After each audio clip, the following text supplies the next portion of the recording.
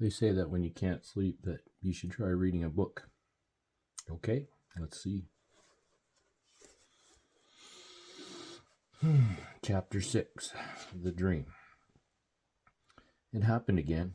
Heart racing, breathing shallow and rapid, sweating, wide awake again, middle of the night. It's the dream again, or maybe more correctly, the nightmare. The fires, the smoke, the destruction, it all seems so real. Then your long-deceased great-aunt Mimi enters the dream with her puffy blonde afro and clown-like makeup coming through the smoke, running, yelling, "You're not ready. The zombie apocalypse is coming, and you're not ready." It shocks you awake. It's 2 a.m. Huh. Maybe not this book.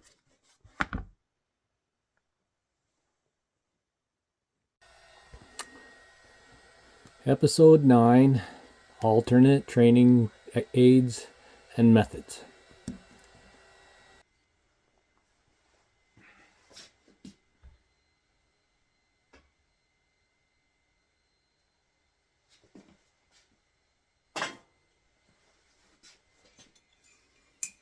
Winter's back. We're taking a break from fighting old Jack Frost and Old Man Winter outside. I want to talk about alternate training tools, aids, and techniques. Because you're not likely going to be outside today at the range, and this is a good option if you're getting bored with your dry fire practices.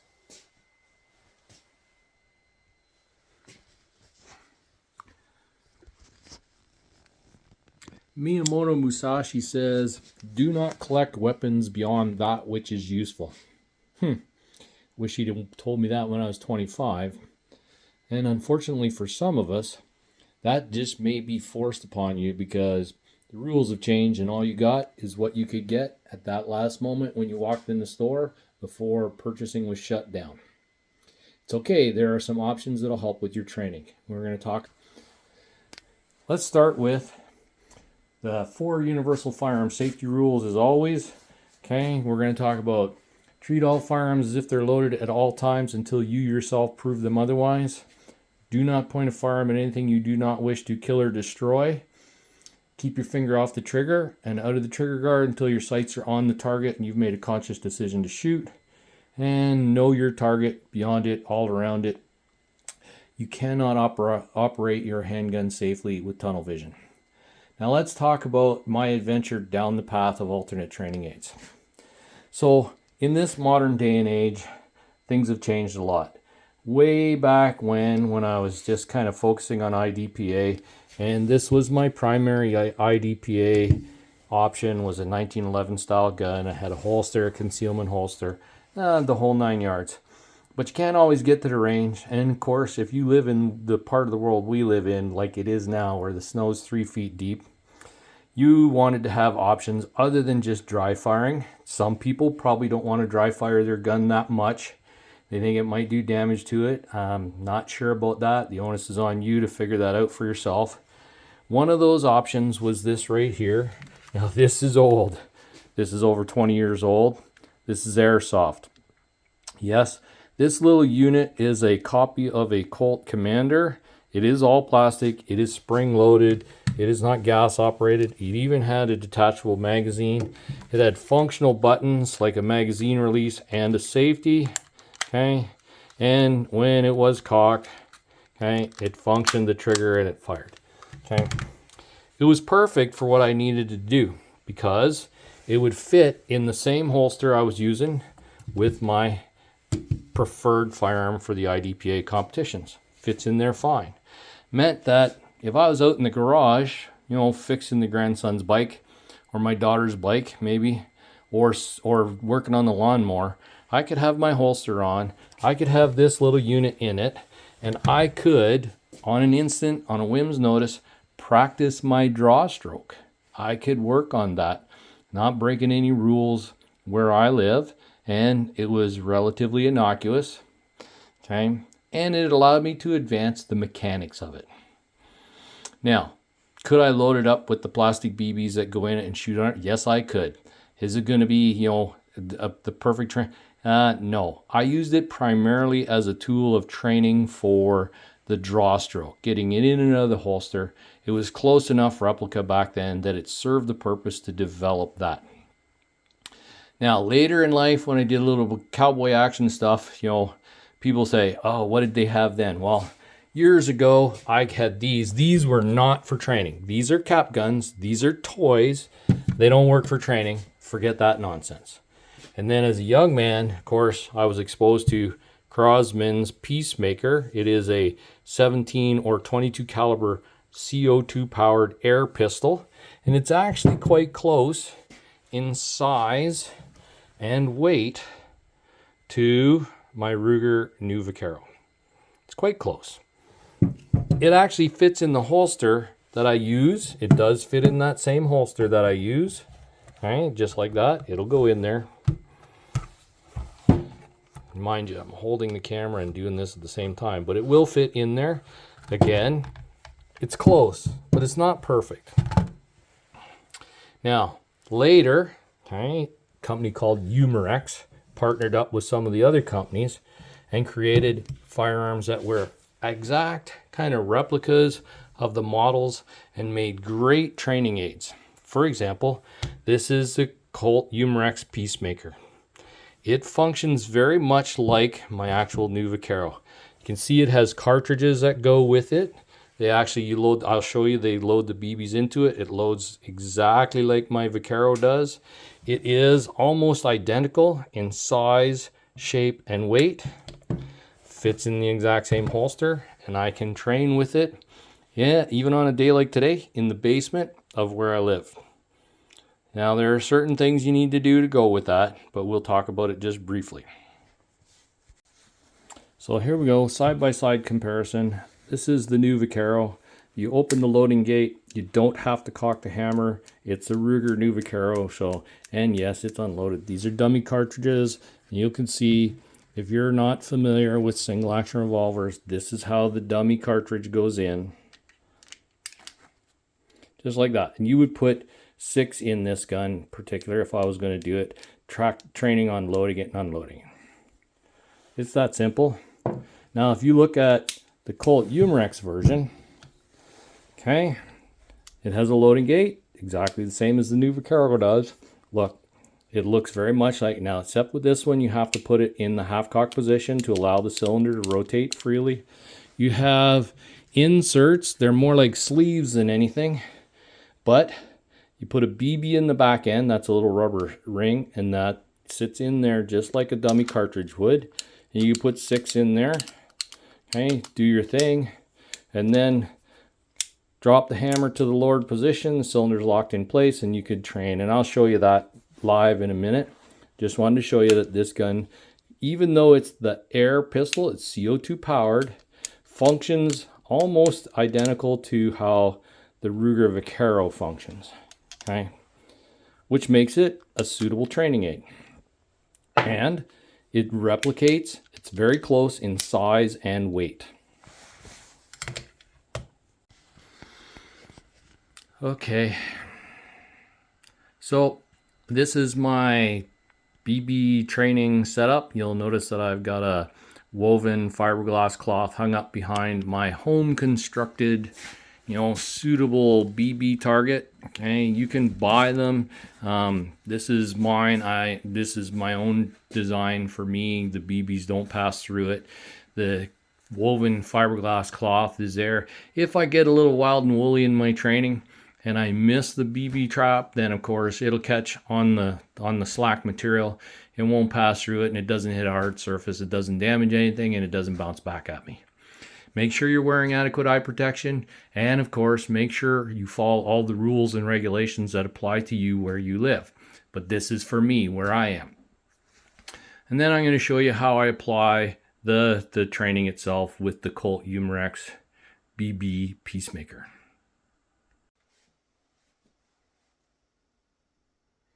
Okay, so I've set everything up. I'm going to start with it just as if I was doing dry training with my actual competition gun, and just so you can see the motions that I would go through, and then we'll switch over to using the Colt Umarex BB air pistol. But again, this is my chance just to review the stages of the draw. I'm working with my left hand again, so I can feel the weirdness that people who have never done this before. And it goes like this. I'm going to go first and final grip, get that secured out of the way, pick it straight up out of the holster, parallel to the floor, push it forward, meet up my hands, cock the hammer, line up the sights, and fire the shot. Okay? And then I'm going to reverse that process to put it all back in the holster. Too easy, right? The only difference is when I change to the air pistol. We'll set this one here, okay? And we'll get the air pistol. Okay, now I have the Colt Umarex air pistol. We'll go through the same process, except initially I'm going to show you it works the same. Okay, I bring it out, I put the hammer in the half cock, I open the loading gate. I'm going to retrieve the pre-charged sleeves. They're not really cartridges, they're sleeves that just hold the BB in line with the barrel. They simulate cartridges. Of course, I'm doing this as if I was left-handed, like Sam Colt was. Yes, Sam Colt was left-handed. He would have put the loading gate on the other side if he wasn't. And again, it'll hold 6 cartridges or 6 sleeves with the BBs in them. Everything's in place. 1, 2, 3, 4, 5, 6. Close the loading gate. Lower the hammer. Put my thumb in front of it to the half cock or all the way down. There we go. It's all the way down. It's all the way down. And then I simply put it in the holster. Then I carry on with my training just as I was doing with the dry training. Again, I wouldn't necessarily stand this close to my BB target. I could give myself more distance. I don't have to be this close. For this, when I'm dry firing, it doesn't matter how close. But for this, I would probably back up a little bit because of my level of skill would allow me to keep them all on the AAA target anyways. So here we go. This is what it's going to look and sound like. It's pretty straightforward. It's the same as before. First and final grip, up straight out of the holster, parallel to the ground. Push it forward, bring the sights up to my eyes, cock the hammer, and then once I have everything the way it's supposed to be, simply fire the shot. Leave the hammer down, back in the holster, just the reverse. You can probably see that little BB hole there. So we're going to do that a couple of times, okay? I don't care where you put your hands, on your belt buckle, on your head, start wherever you want. And we'll do, okay, let's do the surrender position. First and final grip, straight up, straight out, meet hands, cock the hammer, line up the sights, and squeeze off the shot. And back in the holster. As you can see at this distance, those holes are pretty close together. I'll show you them before I'm done. We're going to do it 6 times, and then we'll talk about the adages to that. Here we go. This time I'm going to put my hands behind my back. All right. First and final grip. Up, straight out, push it forward, line up the sights, cock the hammer. Once I'm there, fire the shot. Okay. Back in the holster, that's 3. One more time, I'm going to do it from the interview position with my hands just in front of me. Okay. First and final grip. Bring it straight up out of the holster, parallel to the floor, get everything set right, push it out, with line up the sights, cock the hammer, use the wrong thumb. Look at that. Old habits die hard. All right. Back in the holster. That's one of the things about doing it left-handed is I'm going to make mistakes, and they're mistakes that we all make because I have not mastered the non-dominant side with this firearm. Okay, so we're going to go again. All right, first and final grip. Straight up out of the holster, parallel to the floor. Meet my hands on the way out, cock with my weak hand, so to speak, and then line up the sights, fire one more shot. Straight back in the holster. One more time, maybe we'll go a little faster this time, just to see if we can mess it up. Here we go.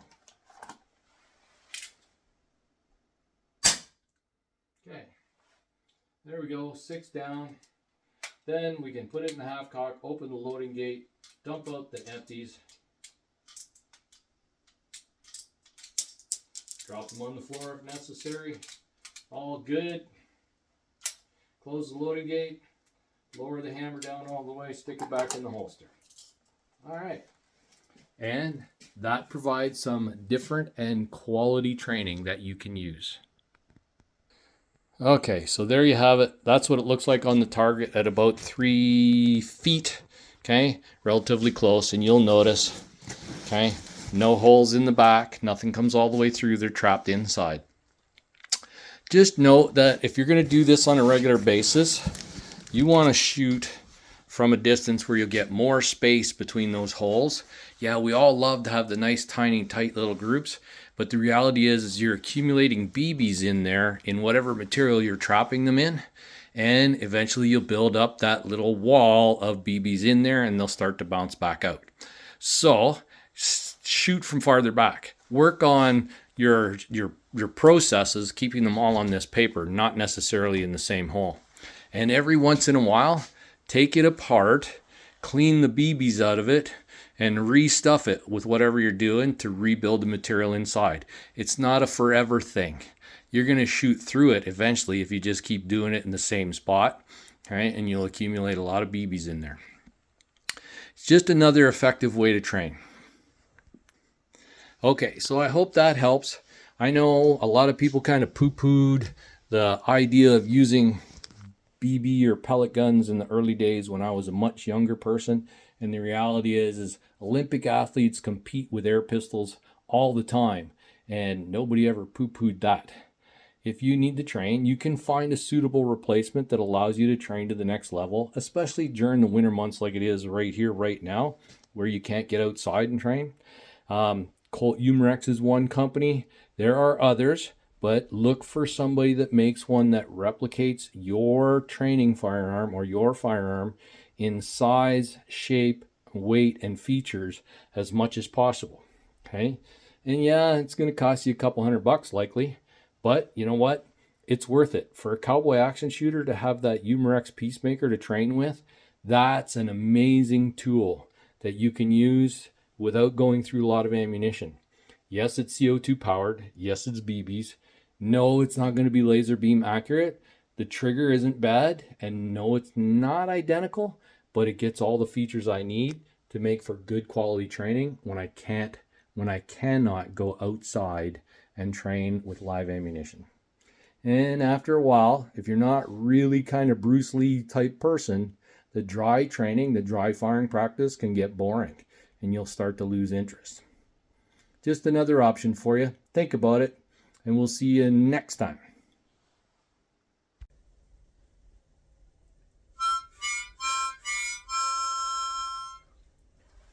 One last thing.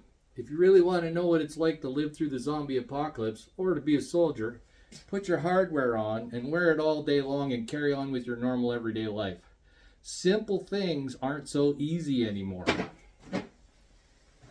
Like sitting in a chair with arms on it. Lastly, don't answer the door wearing your pink bunny rabbit slippers and your village people assless chaps with your hardware strapped on. You're just asking to be part of a high-risk takedown a couple hours later. Now back to reading my book.